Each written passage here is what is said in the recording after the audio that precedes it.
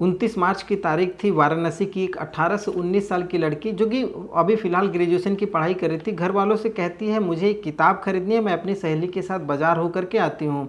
इतना कह कर के वो बाज़ार चली जाती है और बाज़ार जाने के लगभग 4 से 5 घंटे बीत जाते हैं, लेकिन वो लड़की लौट करके वापस नहीं आती है। घर वाले परेशान हो जाते हैं, खोजबीन शुरू करते हैं, लड़की के मोबाइल पर फ़ोन करने की कोशिश करते हैं, लेकिन लड़की का मोबाइल फ़ोन बंद आता है।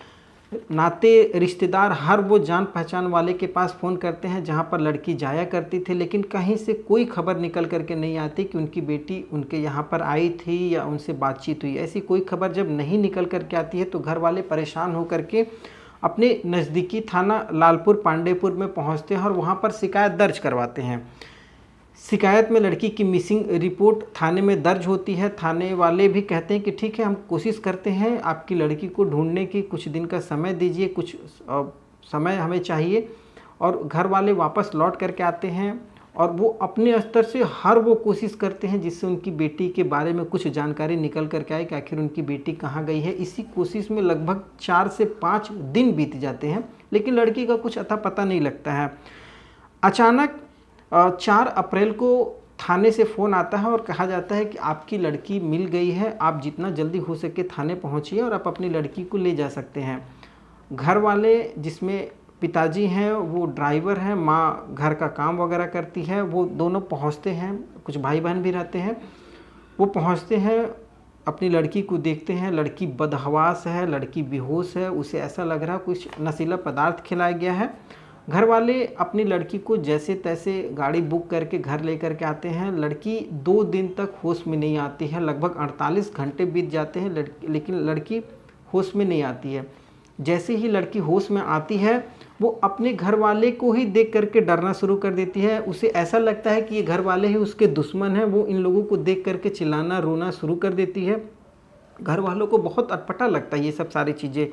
माँ अपनी बेटी को प्यार से सहला करके दुलार करके पूछने की कोशिश करती कि आखिर बेटी तुम इतने दिनों से थी कहाँ, आखिर तुम क्यों रो रही हो, क्या बात है, कुछ बात है तो बताओ।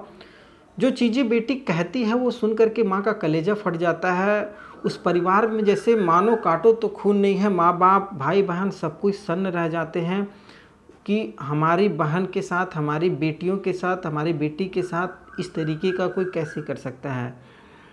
जब ये सब सारी चीज़ें निकल कर के मीडिया में, सोशल मीडिया के हर प्लेटफॉर्म पे तैरने लग जाती है, इस घटना के बारे में लोगों को जानकारियाँ मिलना शुरू होती हैं, तो लोग भी सोचने को मजबूर हो जाते हैं कि एक ऐसा क्षेत्र जहाँ पर लड़कियों की सुरक्षा की बार बार सरकार की तरफ से, प्रशासन की तरफ से दुहाई दी जाती है, वहाँ पर इस तरीके की घटनाएँ भी घट रही हैं जो कि समाज को शर्मसार करके रख देती हैं।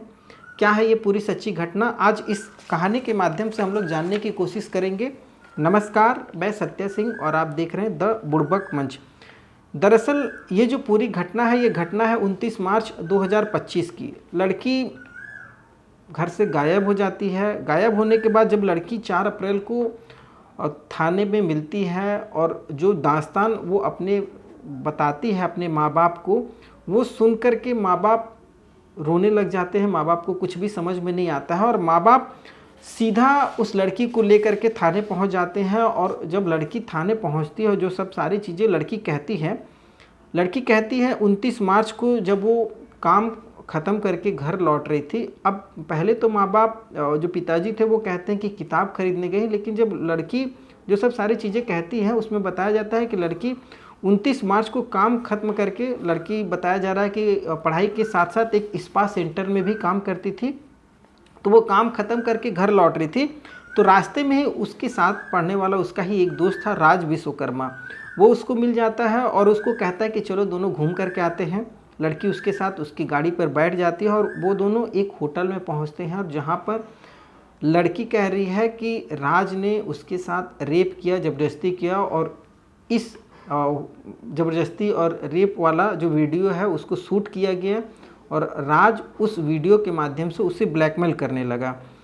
30 मार्च को लड़की घर आने की कोशिश करती है, तभी राज के कुछ दोस्त, जिनमें समीर, आयुष और कुछ और लड़के जो थे, वो उसी होटल में पहुंच जाते हैं और उस वीडियो को लेकर के धमकी देने लग जाते हैं कि अगर तुम गई तो ये वीडियो हम लोग सोशल मीडिया प्लेटफॉर्म पे वायरल कर देंगे और तुम बदनाम हो जाएगी। तो लड़की को धमकी दे करके फिर से उसके साथ रेप किया गया पूरा दिन उस होटल में रखा गया।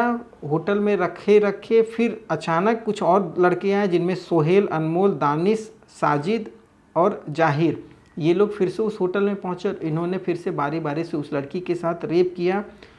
उसके बाद इस लड़की को कुछ नशीला पदार्थ सुंघाया गया। सुंघा करके उसको मलदहिया कॉन्टिनेंटल कैफ़े में ले जा करके फिर से रेप किया गया है।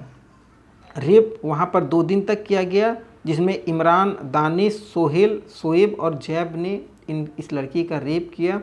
रेप करने के बाद 3 अप्रैल को उन्हीं में से एक लड़का है साजिद, साजिद ने उस लड़की को एक कार में बैठाया। उस कार में पहले से ही 5-6 लड़के मौजूद थे और उन लड़कों ने उस कार में, चलती हुई कार में लगातार बारी बारी से इस लड़की के साथ रेप किया। और रेप करने के बाद ये लोग उस लड़की को 4 अप्रैल को एक सड़क के किनारे फेंक करके भाग जाते हैं। और जब ये लड़की पुलिस को मिलती है तो पुलिस उस लड़की को उसके घर तक पहुंचाती है।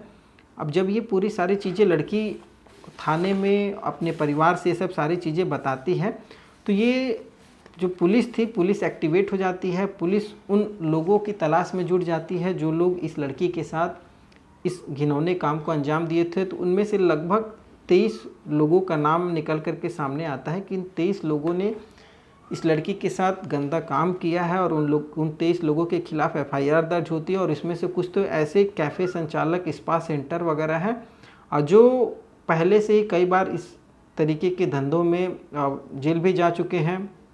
और ऐसा बताया जाता है कि लड़की जिस स्पा सेंटर में काम करती थी, उस स्पा सेंटर में भी वहाँ पर उसके कुछ ऐसे दोस्त थे। बताया जा रहा मलदहिया एरिया के हुक्का बार में लड़की जो थी वो, वहाँ एक लंका होटल है जहाँ पर इसको रेप किया गया है। और वहाँ पर कुछ ऐसे लड़के भी थे जो इसके दोस्त वगैरह थे। और इस स्पा सेंटर में लड़की की नशे की आदत लगी, उसके दोस्तों ने इसे नशे का लत लगवाया और स्पा सेंटर में आने वाले कुछ लड़कों के साथ लड़की को शारीरिक संबंध बनवाने, लड़कों का मसाज करने के लिए भी कहा जाता था, दबाव डाला जाता था। और अगर मना किया जाए तो नशीला पदार्थ भी खिला करके लड़की के साथ इस तरीके के घटनाओं को अंजाम दिया जाता था।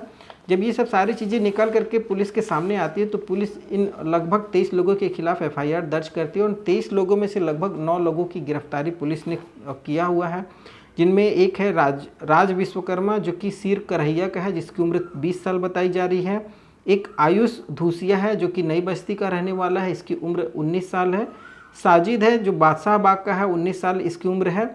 सुहेल शेख है हुकुलगंज का, जिसकी उम्र 20 साल बताई जा रही है। दानिश अली है लालपुर पांडेपुर का, जिसकी उम्र 20 साल है।